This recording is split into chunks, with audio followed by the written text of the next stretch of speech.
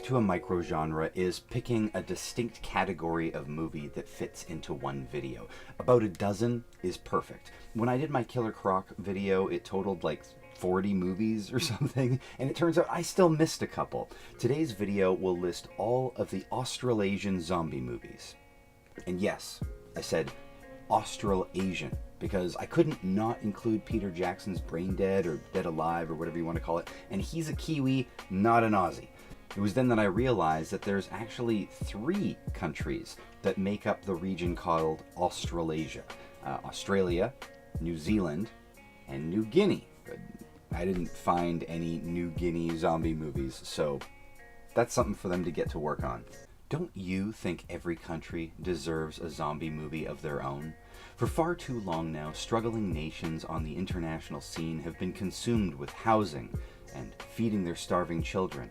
But because of that, a great need has gone unfulfilled. How long will we let fledgling college bros go without zombie movies from the South Sudan? I've seen Canadian zombie movies, French zombie movies, Japanese, Korean zombie movies, American, obviously. Every country should have a zombie movie of their own. I guess my question is, what makes a movie quintessentially Australian, right? Like, obviously it needs to be made in Australia, but isn't everything after that just like surface level stuff? The accent, the cars, the landscape, kangaroos, the hat. There's a hat, I think. Pretty sure there's a hat. The hat. That fucking hat. Yeah, but that's all just superficial, right? It's like what stuff looks like. I felt a little stupid, like a bit of a dope. Like, that's the level of my analysis for these countries, movies, cultural landscape, was just like looking at the actual landscape. Oh, look, that tree is different. But I decided to rewatch Not Quite Hollywood, the documentary. I got a copy of it right here. I got my copy of it right there on the shelf. Not Quite Hollywood. It's a documentary about the Australian film industry, and I found them all saying exactly the same thing. Aside from the accent in the cars and the visual, what makes Australian film identities? Throughout the documentary, they highlight these different eras and genres of their films.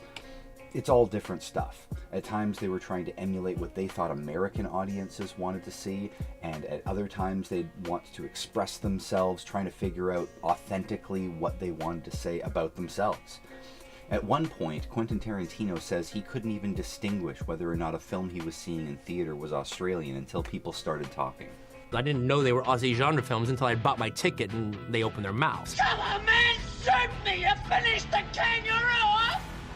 So maybe it's not a matter of depth to simply acknowledge that we're all the same and it's broadly our surroundings that are reflected in the movies, and that's just like what stuff looks like, you know?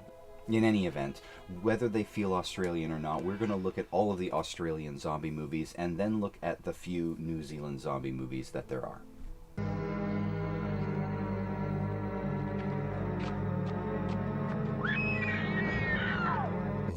Zombie Brigade, 1988. The very first Australian zombie movie ever is Zombie Brigade from 1988. This is a great movie to start this list with. It's the only 80s movie in this microgenre, and it's inarguably distinctly Australian. The town mayor decides to desecrate a burial ground for soldiers to sell it to a Japanese corporation so they can build a giant robot-themed amusement park. Well, I guess the dead soldiers don't like that, so the dead come back to life and they wreak havoc. There's some similarity in concept with Tobe Hooper's episode of Masters of Horror. It's called Homecoming, which is a post-9/11 commentary with dead soldiers coming back to life, or coming back from the dead, to vote against more war. But it has to be said that the plot is uniquely Australian, since it touches on the cultural differences, economic relations between Japan and Australia, as well as being focused on a plot of Australian land for sale. This is the real Australian bush. Swagman. I guess the zombies are the weak link here, looking just like people with some paint on their faces. But that's it for Australian zombie movies for the 80s. and the 90s, so let's be kind to it. There are some weirdo characters and quirky scenes, it's dated, and it has some cringy parts too, but overall, this is alright. Zombie Brigade, I'm with Zombie Brigade. Undead, 2003. I think that Undead from 2003 is a bit underrated. Not hugely, but just a little bit, and I have a theory as to why that would be. The aliens. Considering that the movie opens with a meteor hitting the atmosphere and breaking up into a bunch of smaller meteors, it's pretty safe to say that telling you that the sci-fi angle makes the zombie aspect somewhat unorthodox isn't really much of a spoiler. Like, there are different rules than your traditional Romero-style zombie movie, and I'm just not sure whether your zombie purists dig on your non-traditional undead, but I could be wrong. They're not aliens. They're zombies, okay? Happy? The movie focuses on a small group of citizens forced together during this alien zombie apocalypse. There are weird lights that come down from the sky. They beam up bugs and animals, and other townspeople coming into contact with the falling meteors are turning into zombies, and the rain is toxic as well. The big iconic image from the film is probably this triple-barreled shotgun.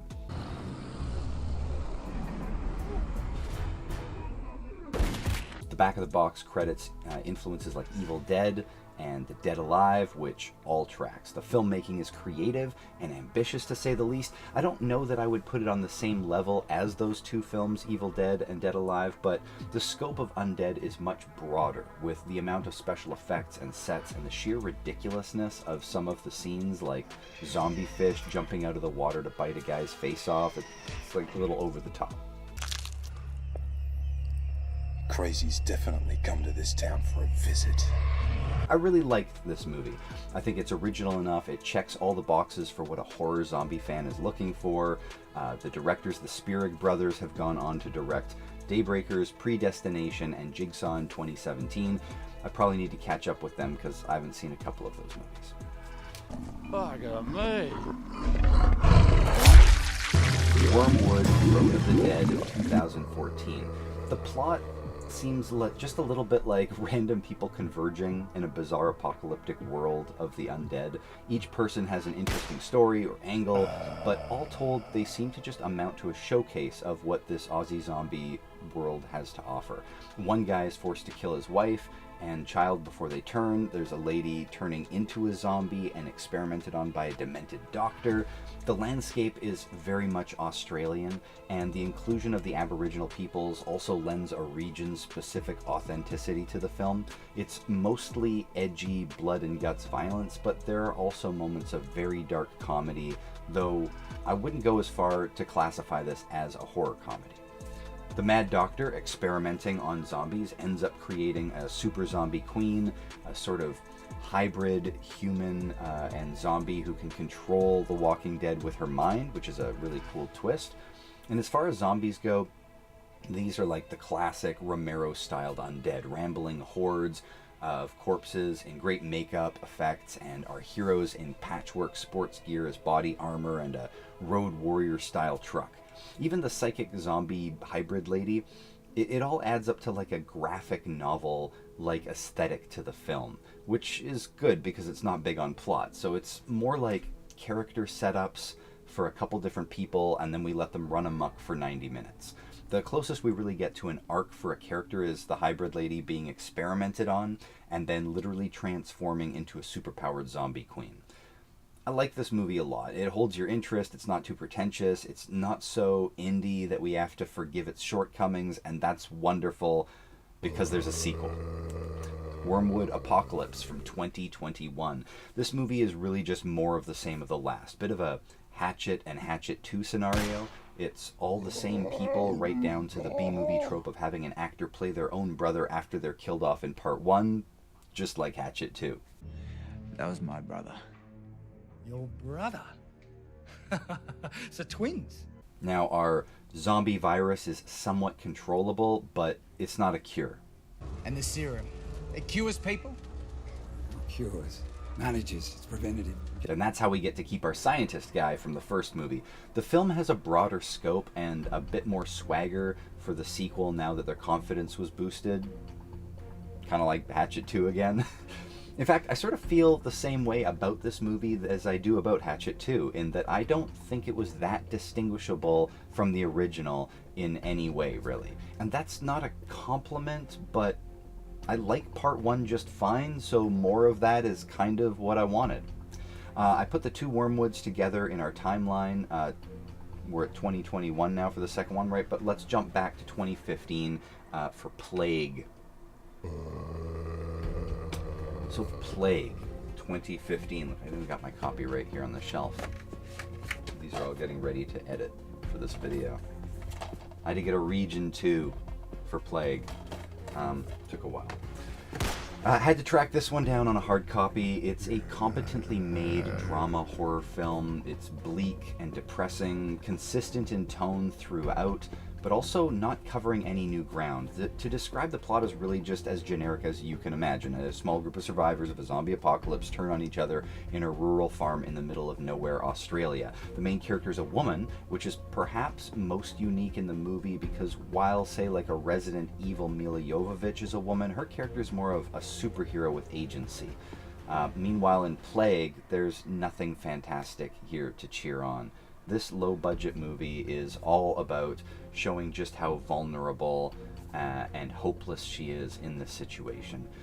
This is not my favorite on the list, not because I don't want to watch this depressing movie again, which I don't, but because it was well made and this is what the filmmakers clearly intended. It's not reinventing the wheel, but it's not showing any flaws. The performers are believable and the production is low budget but used appropriately to tell this story. Me and my mates versus the zombie apocalypse. Is it weird that I'm not like pulling movies out when I have them? You know, just like I got a copy of that too. I don't have all of them. Some of them I had to download, but I got a few. It feels weird that I'm not like, look, why didn't I pull out Undead and the Wormwoods? I got both Wormwoods. 2015, Me and My Mates versus the Zombie Apocalypse. Now, somewhere at the crossroads of Shaun of the Dead and Employee of the Month, a movie child was born. It's exactly what you're thinking. A horror comedy, workplace, situation, survival, black comedy. It's got Jim Jeffries, who's great, and a few laughs, but it's never brilliant or hilarious. It's charming and capable. It's serviceable, but never really shines as much as I'd like. Don't you want to see your surprise first? If it's got a pulse and a vagina, yes. Well, you're in for a bit of luck. Get back. Fuck! Yeah, it's Roy's missus. She's rough as guts, I told you. I feel like it's getting extra points for the accent, like how English people sound smart because of an accent. Like, if everybody in this movie had an American accent, the movie could just drop a point instantly. The gore is pretty good, but the zombies are a little inconsistent. I don't really care, and I wouldn't pick away at it, but we are doing a video here, and somebody would probably want it to be mentioned that sometimes that they run, and sometimes that they walk, and that they also can work cooperatively together, like using one of their own as a battering ram.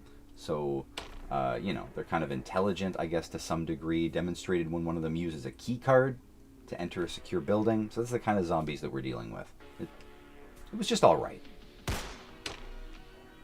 Resident Evil, the final chapter in 2016. I'm just going to take a second here to mention Resident Evil, the final chapter, because it filmed in part in studios in Australia. I don't know if that really counts, really. You know, it's not trying to be in Australia. It probably did it for tax purposes or budget reasons. I'd rather big up Russell Mulcahy, who is Australian, and he directed Resident Evil Extinction in 2007, which is the third one, but that didn't film in Australia. So, anyway, I mentioned them both. Whatever. Cargo in 2017. I did not enjoy this movie.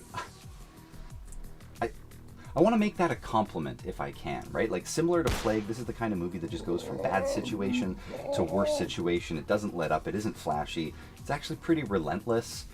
Performances are top-notch and believable. Martin Freeman stars as the father of a baby traversing the Australian landscape during a zombie apocalypse as everything keeps getting more and more hopeless. The zombies are not as prevalent as in other movies. It's more about solitude and loneliness and hopelessness. There aren't huge dramatic swarms of zombies, but they are effective and believable. It's not devoid of sweetness or sensitivity and hope, but the filmmakers use those moments as hostages or weapons against us, the viewer, and they are merciless with them. Now, the reason that we're here today is because this is Australian. So how does that feature into the movie? This is quintessential Aussie zombie stuff. The landscape could only be Australian, honestly, and Freeman is walking through most of the runtime. Indigenous people figure into the plot as well, and I think that they're pretty well represented on screen respectfully. This is a well-made film, and it's effective, despite it not getting a wide release or any home media format at all, but it is on streaming if you look hard enough. I won't ever watch it again, I think, because it was so depressing, but I can't deny the quality of the movie. Even the baby's performance is brilliant throughout. Who knew? Little Monsters, 2019. This is good. This is really good. In my humble opinion, this is a good mix of humor and horror, and it doesn't pull any punches. This is a story about loser, slacker, wayward, unemployed musician, rock star wannabe Uncle Jack, who is too selfish and kind of dumb, honestly, to make his relationship work, and now he's living in his sister's house and watching her kid. You woke my son up so that he could go and see two people having sex. No, not specifically. A naked man punched Uncle Dave in the nose because Auntie Sarah has a slutty vagina. His nephew, who takes him on a field trip with his nephew's beautiful teacher, played by Lupita Nyong'o. Nyong'o? Should probably look that up beforehand. I only describe her as beautiful because Jack is infatuated with her, but trust that she is capable, intelligent, and she's really the hero of the movie, I think.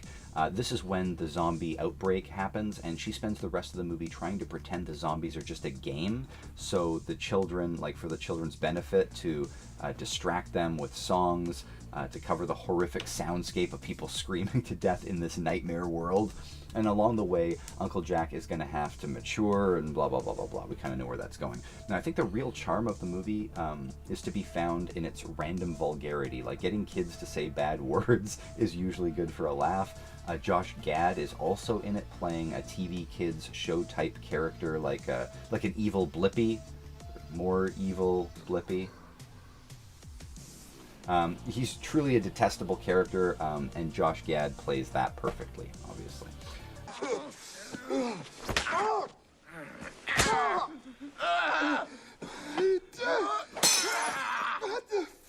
Jesus!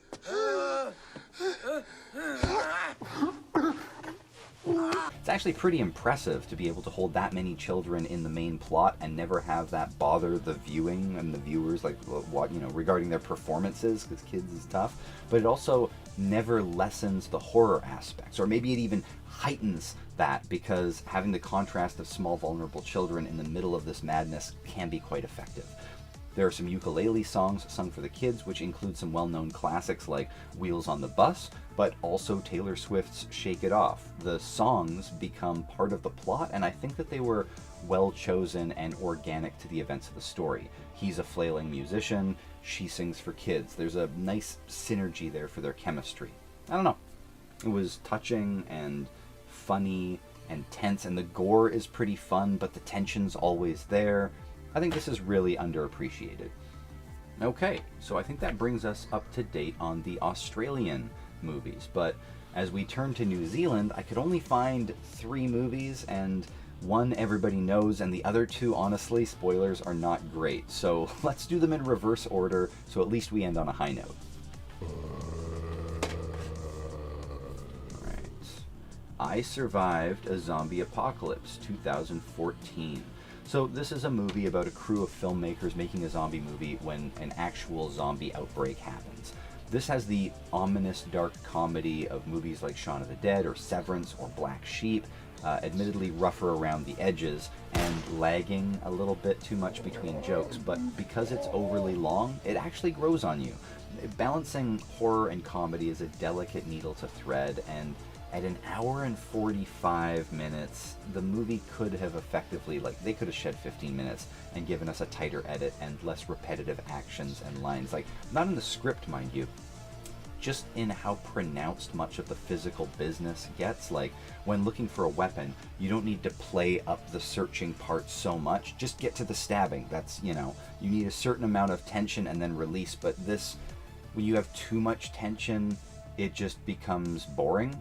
And you already know that they're probably going to get the weapon and whatever, but you're just not getting to it fast enough, right? So the faster the laughs and the gore come, the better the film would be, I think, but still, it's got enough gags to keep you entertained. And maybe the most successful aspect of the film is in conveying that on-set making of a film experience, the, like, hanging around, the various characters like craft services people or pompous actors, maniacal producers. Do you know what this film is to me, Richard? Your baby. It's my baby. I'm giving birth here, Richard. I'm crowning. So don't tell me what's going wrong. Just rub my belly and help me deliver my beautiful baby. And as a New Zealand film, I think it does pretty well, especially because shooting on location, we spend most of the runtime in the New Zealand forest or jungle. I'm really not sure what categorization that is. But add to that the film was produced by the New Zealand Film Commission. This is the first time in 15 years that they did that, employing 500 locals, filming on location, and it took 3 years to finish. So if I were to give a piece of advice to you at home, if you're going to seek out this movie, try watching this late at night. I sat for this movie 3 times, and watching it in daytime as a main feature while you're wide awake, it wasn't great. But late at night, while you're in the dark and you're eating snacks, I don't know, it looked a little better. Maybe it's just me. Last of the Living in 2009. So this is a tough watch. It's couched in context, of course, but the final result is not a movie I could recommend, sadly. It's just a long, shoddy movie. Not long in terms of, like, minutes, just in how it feels. Like, the first 15 minutes have something like 3 montage music videos that you have to sit through just to pad out the time. Away from it all, you've had all you've asked for. My shoes are full of water now.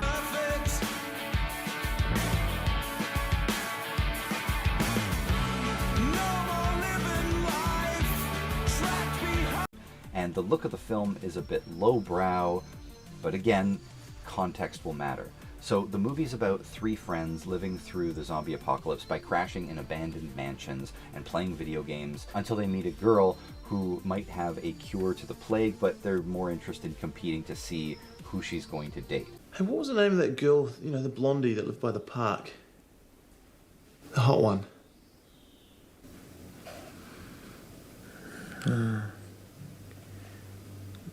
You talking about Shelley?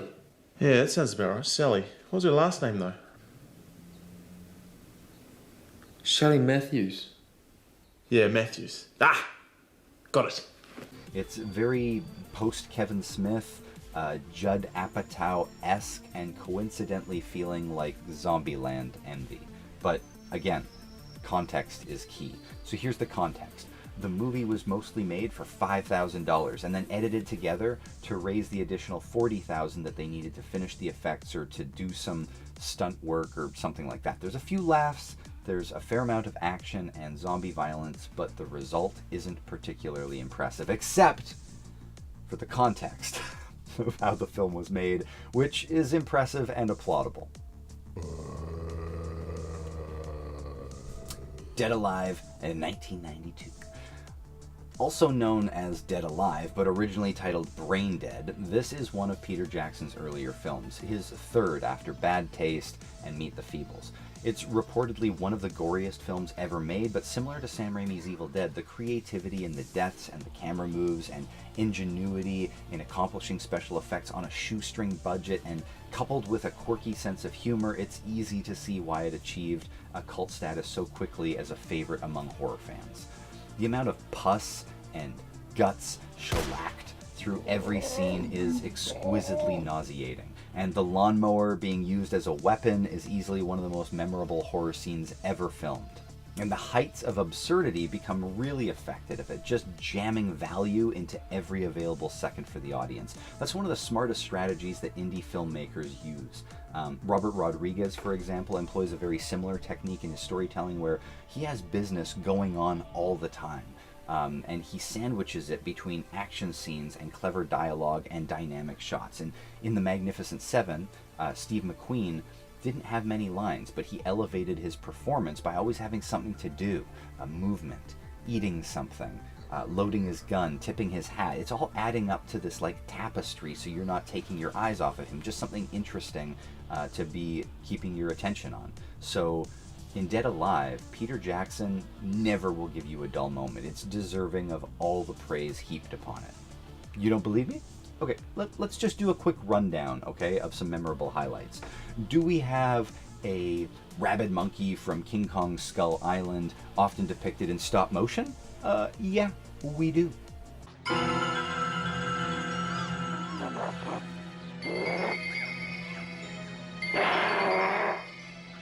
What about a lawnmower used as a weapon that I mentioned earlier, turning zombies into coleslaw? You betcha we do.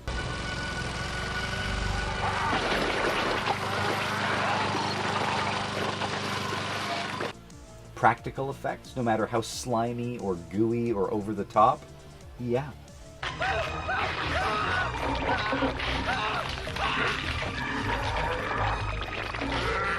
How about a kung fu fighting priest who kicks ass for the Lord?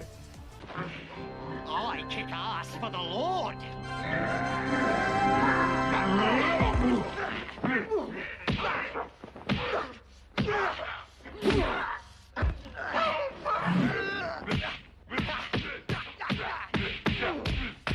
Hell yeah, you do! Today, Peter Jackson is the Lord of the Rings guy, and the King Kong epic guy, the Beatles documentary guy, maybe even the art house boutique film creator of beautiful creatures.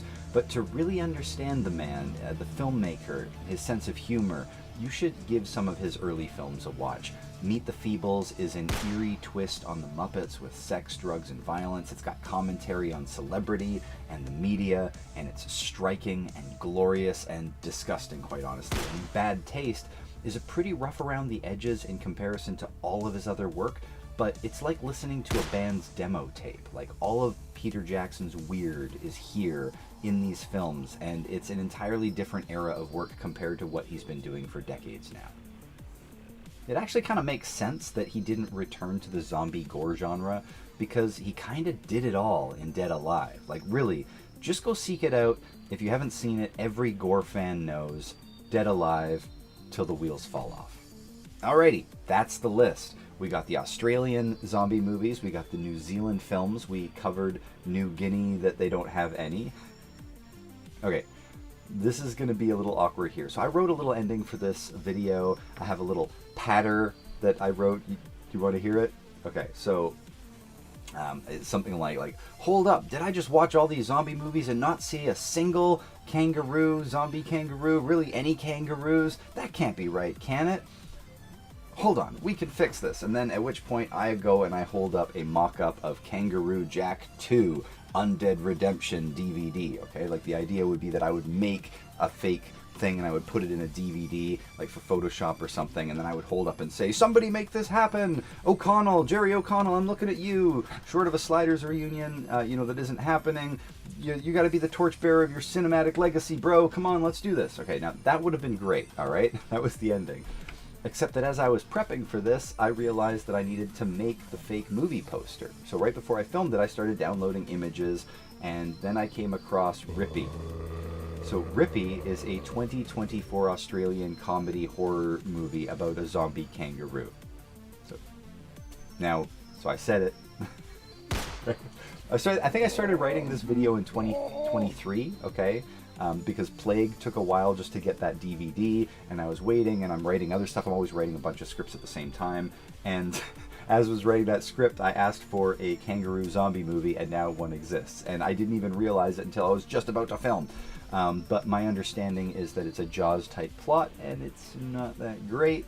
But now it's something for me to look out for and watch after I finish this. So there you go. That's what happened at the end of this video. G'day, mates.